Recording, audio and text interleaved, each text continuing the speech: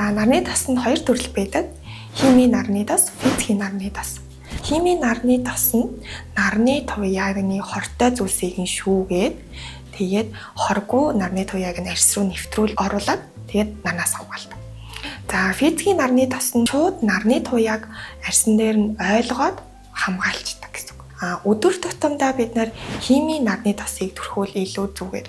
Физикийн нарны тосыг нь илүү эмчилгээний үеүүдэд хэрвээ таны арьс эмзэг арьстай бол наранд илүү төлөөгддөг ч юм эмзэг арьстай байх юм бол физикийн нарны тосыг төрхүүл илүү тохиромжтой байдаг. Зарим хүмүүс заавал өдөр болгон төрөх хэрэгтэй юм уу? Эсвэл өвөлдөө төрөхгүй байж болт юм уу гэд тэрэн дээр эргэлддэг штэ. Энэ дээр болохоор өдөр болгон өвөл зүүн улирал хамаарахгүй нарны тосыг төрөх шаардлагатай.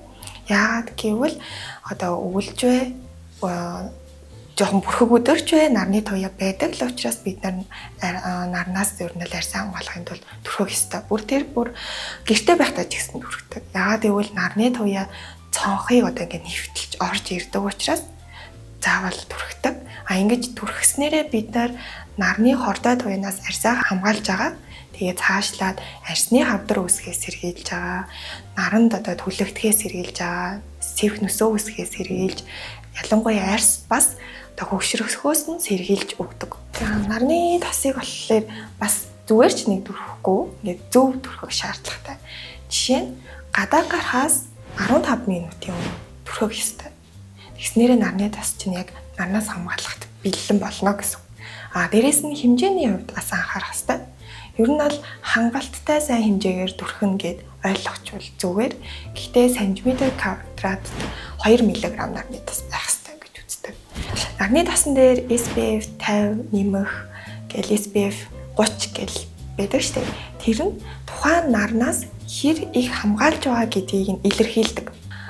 Жишээ нь SPF 50 нэмэх нарны тосныг 6-8 цаг нарнаас хамгаалдаг. За өглөө хангалттай хэмжээгээр төрөхчлээ. Тэгээд 6-8 цаг хамгаалахын хэмжээ гэж бас бодож болохгүй.